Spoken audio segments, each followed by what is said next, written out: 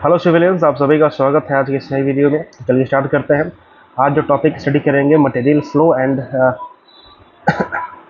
Waste generation, और फिर उससे आगे खत्म करते हैं। ठीक है। ठीक है, तो आगे बढ़ने से पहले अगर आप लोग नए हैं चैनल पे तो सब्सक्राइब जरूर करें चैनल को, और वीडियो को लाइक करना ना भूलें। देखिए क्या है concept material flow and waste generation का। मटेरियल जो फ्लो करेगा, फ्लो करने का मतलब कोई भी प्रोडक्ट यूज़ करते हैं तो उसमें एक अलग अलग स्टेप से होकर गुजरता है, starting from raw material to final product. तो अलग अलग स्टेज से जब गुजरता है तो अलग अलग स्टेज से क्या होता है, वेस्ट का जनरेशन होता है। अलग अलग स्टेज का मतलब क्या हो गया, कोई भी मटेरियल उसका रास्ता क्या है मटेरियल का। जैसे कि कोई भी प्रोडक्ट बनेगा तो रॉ मटेरियल के रूप में उसको एक्सट्रैक्ट करेंगे, फिर वो इंडस्ट्रीज़ में जाएगा, वहाँ से प्रोडक्शन होगा, फिर फाइनली वो कंज्यूम होगा ह्यूमन बींग के द्वारा, और फाइनली वो वेस्ट मटेरियल के रूप में डिस्कार्ड हो जाएगा। ठीक है, तो ये क्या पूरा रास्ता है एक मटेरियल का, starting from raw material to waste product. तो हर मटेरियल जो इकोनॉमी के अंदर इंटर करता है वो इवेंचुअली क्या होगा, या तो यूजफुल प्रोडक्ट बन जाएगा या वेस्ट या इमिशन के रूप में वेस्ट के रूप में इकोनॉमी के अंदर रहेगा। ठीक है, तो उसी का मास बैलेंस अगर इक्वेशन देखें तो जो भी इनपुट मटेरियल है इकोनॉमी के अंदर, या तो प्रोडक्ट बन जाएगा, यूजफुल आउटपुट बन जाएगा, या वेस्ट के रूप में हमारे इन्वायरमेंट में एग्जिस्ट करेगा। ठीक है, ये कंसेप्ट हो गया मटेरियल फ्लो का। ठीक है, अब देखते हैं कि मटेरियल फ्लो का जो अलग अलग स्टेज होता है। जैसे कि रिसोर्स एक्सट्रैक्शन, अगर हम रिसोर्स एक्सट्रैक्ट कर रहे हैं मतलब क्या, माइनिंग कर रहे हैं, एग्रीकल्चर कर रहे हैं या फॉरेस्ट्री कर रहे हैं, तो वहाँ से क्या कर रहे हैं, रिसोर्स एक्सट्रैक्ट कर रहे हैं। तो यहाँ से किस तरह का वेस्ट प्रोडक्ट बनेगा, निकलेगा, तो वो generates overburden, crop residue, crop से जो बचा हुआ रेसिड्यू है वो, या ओवरबर्डन, इस तरह का वेस्ट निकलेगा। फिर जब जब वो जाएगा प्रोसेसिंग मैन्युफैक्चरिंग यूनिट में, तो वहाँ पे फिनिश्ड गुड बनेगा। ठीक है, वहाँ पे इंडस्ट्रियल वेस्ट निकलेगा, जैसे कि स्लैग हो गया, फ्लाई एश हो गया, इफ्लुएंट्स हो गया। ठीक है, फिर फाइनली वो जब डिस्ट्रीब्यूशन या कंजप्शन लाइन में जाएगा, पैकेजिंग, हाउस होल्ड यूज़ में जाएगा, तो वहाँ पे म्यूनिसिपल सॉलिड वेस्ट के रूप में वह वेस्ट प्रोडक्ट निकलेगा, जैसे कि प्लास्टिक हो गया या फूड स्क्रैप हो गया। फिर finally end of life product, जो प्रोडक्ट का अपने इंड लाइफ पहुँचेगा, जैसे कि ओल्ड व्हीकल हो गया या इलेक्ट्रॉनिक्स हो गया, बिल्डिंग्स हो गया, वहाँ पहुँचेगा, वहाँ पे ई वेस्ट के रूप में निकलेगा या कंस्ट्रक्शन एंड डेमोलिशन वेस्ट के रूप में निकलेगा। ये सब क्या है कि अलग अलग स्टेज में वेस्ट देखने को मिलता है। ठीक है। ठीक है, अब waste generation in material flow, तो जो अलग अलग फ्लो होगा, जैसे कि हर स्टेज पे वेस्ट क्या होता है, जनरेट होता है। जैसे कि माइनिंग या एक्सट्रैक्शन करेंगे तो वहाँ पे जो वेस्ट निकलेगा माइन टेलिंग्स स्लरी के रूप में निकलेगा, या एग्रीकल्चर की अगर बात करें तो क्रॉप रेसिड्यू निकलेगा, वहाँ पे पेस्टिसाइड कंटेनर्स देखने को मिलेगा। इंडस्ट्री में बात करें तो fly ash, red mud, chemical sludge नाम का वेस्ट निकलेगा। कमर्शियल सेक्टर की बात करें तो पैकेजिंग प्लास्टिक्स के रूप में वेस्ट निकलेगा। हाउस होल्ड में अगर बात करें तो फूड स्क्रैप, बॉटल्स, क्लॉथ्स के रूप में वेस्ट निकलेगा। टेक्नोलॉजिकल फील्ड में अगर बात करें तो ई वेस्ट बैटरीज के रूप में निकलेगा। उसी तरह तरीके से कंस्ट्रक्शन या डेमोलेशन वेस्ट की बात करें तो रबल, कंक्रीट, स्टील स्क्रैप के रूप में निकलेगा। ठीक है, तो ये सब क्या है, अलग अलग वेस्ट है, अलग अलग मटेरियल स्टेजेस में, अलग अलग स्टेज में देखने को मिलेगा। तो वेस्ट जनरेशन का जो फैक्टर्स है वो कैसे डिपेंड करता है, urbanisation and population growth. Urbanisation and population growth, ज़्यादा शहरीकरण हो रहा है, ज़्यादा पॉपुलेशन ग्रोथ हो रहा है, तो जाहिर सी बात है वेस्ट जनरेशन भी ज़्यादा देखने को मिलेगा। फिर अगर बात करें टेक्नोलॉजिकल एडवांसमेंट, बहुत तेज़ी से जो टेक्नोलॉजी है वो एडवांस हो रहा है, तो क्या हो गया, कोई प्रोडक्ट का जो लाइफ साइकिल है वो काफ़ी छोटा हो गया है। जैसे कि मोबाइल, लैपटॉप, बहुत तेज़ी से टेक्नोलॉजी चेंज होने के कारण मोबाइल भी बहुत तेज़ी से लोग बदलते हैं, चेंज करते हैं, इस कारण से भी वेस्ट जनरेशन वो बढ़ चुका है। फिर कंज्यूमरिज्म, जो लोगों का बिहेवियर है, बहुत ज़्यादा चीज़ें लोग रिसोर्स कंज्यूम कर रहे हैं, इस कारण से डिस्पोजेबल पैकेजिंग हो गया या सिंगल यूज़ प्लास्टिक हो गया, वो सब का जो अमाउंट है वो काफ़ी ज़्यादा बढ़ गया है। इसके अलावा लाइफ स्टाइल चेंज हो गया है, ऑनलाइन शॉपिंग बढ़ चुका है, फास्ट फूड की बात करें वो लोग ज़्यादा कंज्यूम करने लगे हैं। इससे क्या हो गया, मोर पैकेजिंग वेस्ट, तो ज़्यादा पैकेजिंग वेस्ट देखने को मिलता है। इसके अलावा इकोनॉमिक डेवलपमेंट की बात करें तो हायर इनकम हो लोगों के पास जब आ रहा है तो higher per capita waste generation भी देखने को मिलता है। ठीक है, तो ये सब क्या है, कुछ फैक्टर्स है जो अफेक्ट करता है वेस्ट जनरेशन को लेकर। अगर हम इंडियन कॉन्टेक्स्ट में बात करें तो इंडिया लगभग 62 million ton of solid waste annually generate करता है। उसका डिस्ट्रीब्यूशन अगर देखें तो म्यूनिसिपल सॉलिड वेस्ट लगभग 48% है, इंडस्ट्रियल वेस्ट 35% है, हजारडस वेस्ट 12% है। ठीक है। दूसरे तरह का जो वेस्ट है एग्रीकल्चर कंस्ट्रक्शन डेमोलिशन वेस्ट 5% है। पर कैपिटा जनरेशन अगर देखें तो 0.2 टू 0.8 केजी पर डे के हिसाब से वेस्ट जनरेशन होता है। एग्जाम्पल के तौर पे देखें तो झारखंड में माइनिंग वेस्ट, कोल माइनिंग होता है तो वहाँ पे बहुत सारा निकलता है। बिहार थर्मल पावर प्लांट से फ्लाई एश निकलता है। ई वेस्ट हब कौन सा है? दिल्ली हो गया, बेंगलुरु हो गया, मुंबई हो गया। ठीक है। तो कंसिक्वेंसेस ऑफ अनमैनेज्ड मटेरियल फ्लो, जो अनमैनेज्ड मटेरियल फ्लो है इसका क्या परिणाम क्या है? परिणाम एक तो रिसोर्स डिप्लेशन है, रिसोर्स जो है वो डिप्लीट हो रहा है, कम हो रहा है। More input required due to inefficiency, क्योंकि इनएफिशिएंटली तरीके से काम करता है तो ज़्यादा इनपुट का रिक्वायरमेंट होता है। जो रिसोर्स का डिप्लेशन है वो बहुत तेज़ी से बढ़ गया है। इन्वायरमेंटल पॉल्यूशन देखने को मिलता है लैंडफिल्स में, वाटर कंटेमिनेशन में, या ग्रीन हाउस गैस इमिशन के रूप में। इसके अलावा इकोनॉमिकल लॉस होता है, जो प्रीसियस मेटल्स है जैसे कि गोल्ड हो गया, सिल्वर हो गया, वो सब वेस्ट हो रहा है। हेल्थ इम्पैक्ट भी देखने को मिलता है टॉक्सिक लीचेट के रूप में, एयर पॉल्यूशन के रूप में, वेक्टर ब्रीडिंग के रूप में। ठीक है। मैनेजमेंट अप्रोचेस की बात करें तो रिड्यूस रिसोर्स इनपुट, जो रिसोर्स इनपुट है उसको रिड्यूस करना पड़ेगा, सस्टेनेबल माइनिंग करना होगा, इफिशिएंट तरीके से एग्रीकल्चर करना पड़ेगा ताकि हमारा रिसोर्स कम इस्तेमाल हो। ठीक है। क्लीनर प्रोडक्शन, इंडस्ट्रियल इकोलॉजी की बात करेंगे, रीयूज ऑफ बाई प्रोडक्ट्स, जो बाई प्रोडक्ट निकल रहा है उसको रीयूज हम करें, अच्छे से इस्तेमाल करें। सोर्स कहीं इसको एग्सेग्रेट कर दे, अलग कर दे, वेट, ड्राई और हजारडस के रूप में। इसके अलावा रिसाइकलिंग और रिकवरी का कंसेप्ट इंट्रोड्यूस करने का ज़रूरत है। जैसे कि फ्लाई एश है तो वहाँ पे ब्रिक्स का हम ब्रिक्स बनाने में इस्तेमाल कर सकते हैं, प्लास्टिक्स का इस्तेमाल कर सकते हैं आरडीए बनाने में। ठीक है। इसके अलावा सर्कुलर इकोनॉमी का कंसेप्ट आया है, design product for use, repair and recycle. ठीक है। और finally ISWM, integrated solid waste management, combines all strategies. ठीक है। तो ये सब कुछ मैनेजमेंट का अप्रोच है जिसको अपनाकर वेस्ट जनरेशन को कम कर सकते हैं या इफिशिएंट तरीके से यूटिलाइज कर सकते हैं। ठीक है। अब आते हैं बेसिक डिफिनेशन की तरफ, solid waste management. Next topic हमारा है सॉलिड वेस्ट मैनेजमेंट। इसका डिफिनेशन क्या है? Solid waste management is the systematic control of generation, storage, collection, transfer, processing, recovery and disposal of solid waste in a manner that protects public health and the environment. Solid waste management का एक systematic तरीका है, control है, किस चीज़ का? Generation का, storage का, collection का, ट्रांसफ़र का, प्रोसेसिंग का, रिकवरी का and disposal of solid waste. तो सॉलिड वेस्ट को कैसे उसको जनरेट करना है, कितने अमाउंट में कंट्रोल तरीके से जनरेट करना है, उसको स्टोर कैसे करना है, कलेक्शन कैसे होना चाहिए, ट्रांसफ़र कैसे होना चाहिए, उसको प्रोसेस कैसे करना है, रिकवरी कैसे करना है, डिस्पोजल कैसे करना है। तो सारे स्टेप का, सारा प्रोसेस का एक सिस्टमैटिक तरीके से एक सिस्टम है। ठीक है। जो प्रोटेक्ट हो सके, जो पब्लिक हेल्थ है या इन्वायरमेंट है। ठीक है। As per solid waste management rules 2016, जो सॉलिड वेस्ट मैनेजमेंट रूल 2016 है ministry of environment, forest and climate change, government of India के हिसाब से, तो सिमिलर डिफिनेशन दिया हुआ है वहाँ भी कि solid waste management means the collection, segregation, storage, transportation, processing and disposal of solid waste in accordance with the rules and procedures to ensure environmental safety and sustainability। हमको क्या करना है? इन्वायरमेंटल सेफ्टी एंड सस्टेनेबिलिटी को ध्यान में रखते हुए solid waste को इस तरह से मैनेज करना है ताकि बढ़िया से कलेक्शन हो जाए, उसको अलग कर दें हम सोर्स पे ही, स्टोर करें अच्छे से, ट्रांसपोर्टेशन करें, प्रोसेस करें, डिस्पोजल करें, ताकि इन्वायरमेंटल और ह्यूमन हेल्थ को अफेक्ट देखने को ना मिले। ठीक है। तो सॉलिड वेस्ट मैनेजमेंट क्या होता है? Managing waste from its origin to its final disposal scientifically. उसके सोर्स से लेके जो फाइनल डिस्पोजल पॉइंट तक कैसे हम उसको साइंटिफिक तरीके से मैनेज करना ही सॉलिड वेस्ट मैनेजमेंट कहलाता है। ठीक है। ऑब्जेक्टिव क्या है सॉलिड वेस्ट मैनेजमेंट का? एक तो पब्लिक हेल्थ प्रोटेक्शन है, लोगों का जो हेल्थ इशू है उसको प्रोटेक्ट करना ताकि बीमारियां कम फैले, एपिडेमिक्स ना हो, वेक्टर ब्रीडिंग ना हो, मच्छर वच्छर कम फैले।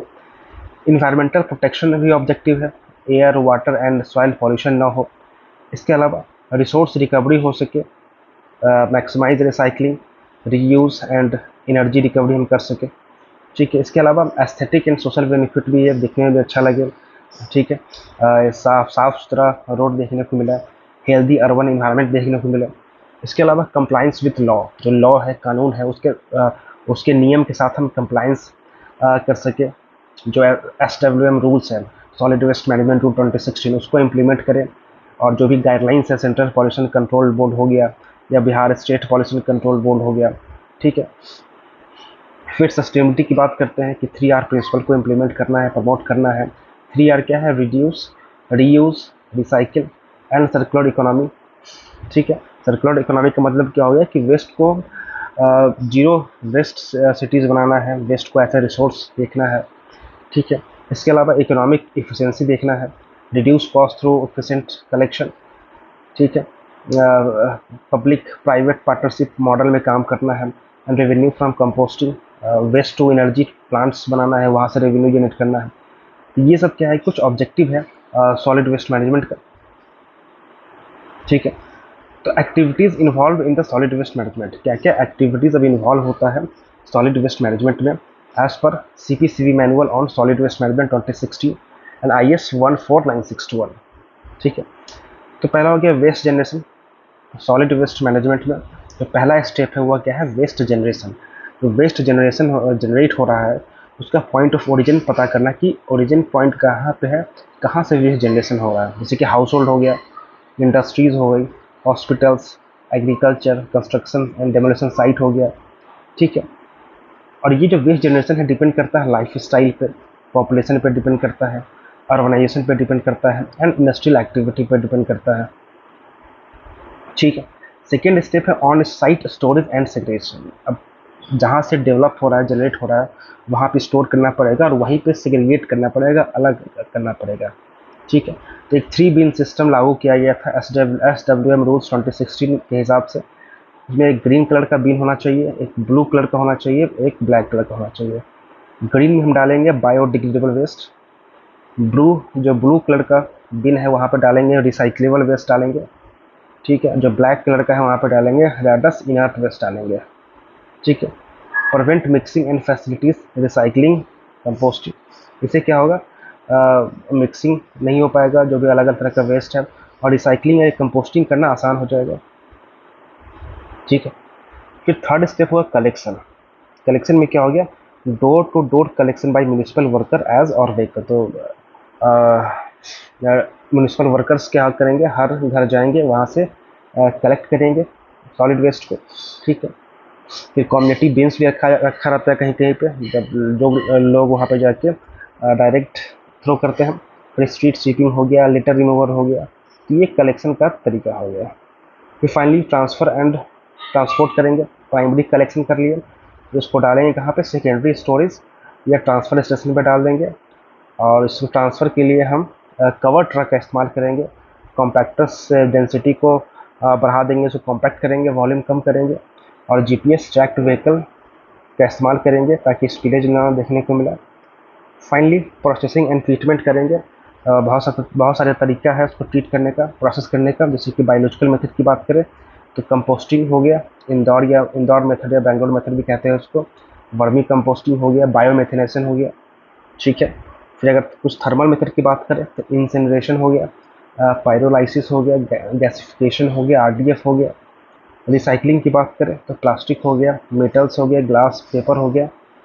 ठीक है, फिर finally resource and energy recovery करेंगे। वेस्ट से, कंपोस्ट से क्या क्या निकलेगा, मैन्योर में मिलेगा, बायोगैस से निकलेगा, एनर्जी निकलेगा। ये सब क्या है, वेस्ट टू एनर्जी प्लांट से इलेक्ट्रिसिटी निकल सकता है। फ्लाई एश का यूज़ कर सकते हैं ब्रिक्स या सीमेंट बनाने में। ठीक है, और फाइनली उसको डिस्पोज करेंगे sanitary landfill as per CPCB guidelines. अगर उसकी बात करें तो लाइन विथ क्ले या geo membrane to prevent leachate से बचाने के लिए क्या करते हैं, क्ले या जियो मेम्ब्रेन का लाइनिंग करते हैं। Daily cover with soil, 15 centimetre का कवर लगाएंगे सॉइल से। गैस वेंटिंग करेंगे ताकि CH4 और CA2 निकल सके। तो लॉन्ग टर्म मॉनिटरिंग करते रहना पड़ेगा।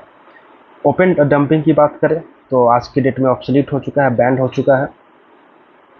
ठीक है तो ये सब ऑलरेडी देख चुके हैं कि SWM क्या होता है, जनरेशन, फिर storage, collection, transport, treatment, disposal. Objective क्या है, हेल्थ, ठीक से रहे environment, resource recovery, aesthetics, law compliance. ठीक है, तो यही चीज़ है वहाँ पे लिखा हुआ। ये हो गया आपका solid waste management. Next topic है integrated solid waste management, ISWM। अब इसमें क्या ऐड करते हैं, इसमें अगर हम डेफिनेशन देखें USEPA के हिसाब से, तो integrated solid waste management is a comprehensive waste prevention, recycling, composting and disposal programme. तो इसको क्या इसमें क्या किया गया है, थोड़ा सा कुछ और ऐड कर दिया गया है। वेस्ट प्रिवेंशन की बात की गई है, रिसाइकलिंग की बात की गई है, proper composting and disposal programme का बात इसमें कहा गया है।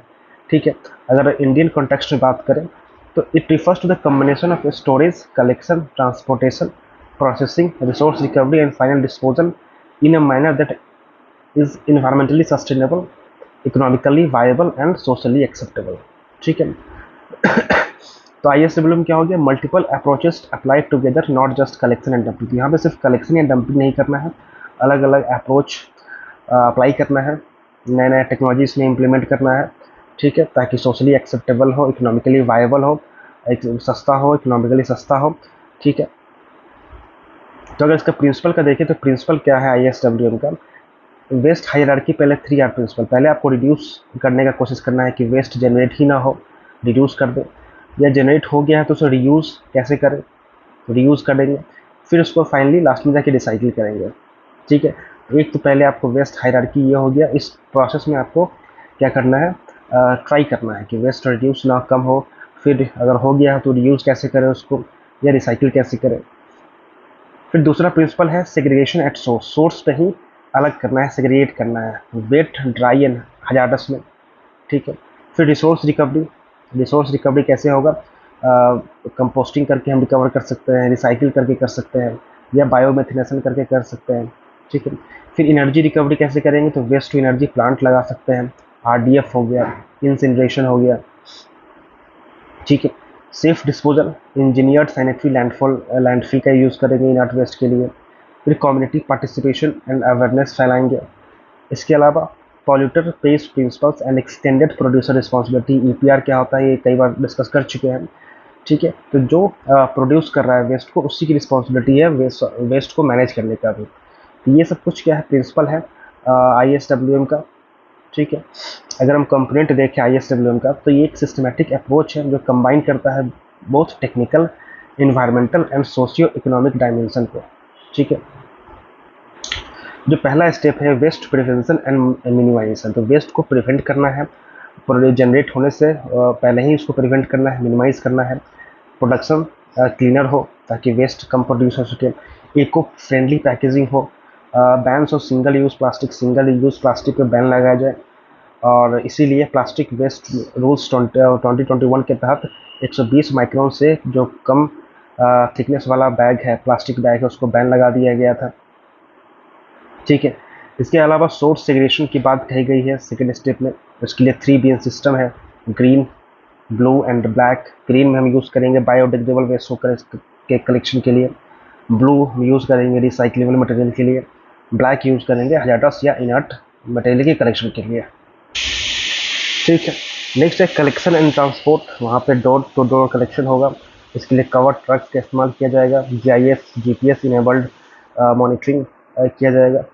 फिर अगर ट्रीटमेंट एंड प्रोसेसिंग की बात करें तो वहाँ पे 3 तरह का ट्रीटमेंट होता है, बायोलॉजिकल, थर्मल, रिसाइकलिंग। बायोलॉजिकल की बात करें तो कंपोस्टिंग, जैसे कि इंदौर मेथड हो गया, बेंगलोर मेथड हो गया, वर्मी कंपोस्टिंग, बायोमेथिनेशन। फिर थर्मल ट्रीटमेंट की बात करें तो इंसिनरेशन कर सकते हैं, पायरोलाइसिस कर सकते हैं, गैसिफिकेशन कर सकते हैं। ये डिटेल में आगे स्टडी करना है हम लोग को। ठीक है, रिसाइकलिंग करेंगे प्लास्टिक का, ग्लास का, मेटल्स, पेपर्स का। फिर बात करें रिसोर्सेज एंड एनर्जी रिकवरी की, तो कंपोस्ट एग्रीकल्चर में यूज़ हो सकता है, बायोगैस का इस्तेमाल कर सकते हैं कुकिंग फ्यूल इलेक्ट्रिसिटी के रूप में, या वेस्ट टू एनर्जी प्लांट्स में यूज़ कर सकते हैं इलेक्ट्रिसिटी बनाने में, या RDF पैलेट्स बनाने में। ठीक है, फाइनली इसको हम क्या क्या करेंगे, डिस्पोज कर देंगे। ठीक है, only inert and non recoverable waste to be landfill. तो लैंडफिल में कहाँ किसको डिकम्पोज करेंगे, only inert and non recyclable waste को। Sanitary landfills with liners, leachate collection, gas venting. ठीक है, तो अगर प्लानिंग की बात करें, प्लानिंग फॉर ISWM, तो सबसे पहले यहाँ पे क्या करेंगे, ठीक है। तो ये प्लानिंग है, तो प्लानिंग वाला वीडियो नेक्स्ट वीडियो में करेंगे। इसके आगे जो रिमेनिंग टॉपिक्स हैं, इस वीडियो में इतना ही रखते हैं, फिर मिलते हैं नेक्स्ट वीडियो में। Thank you very much.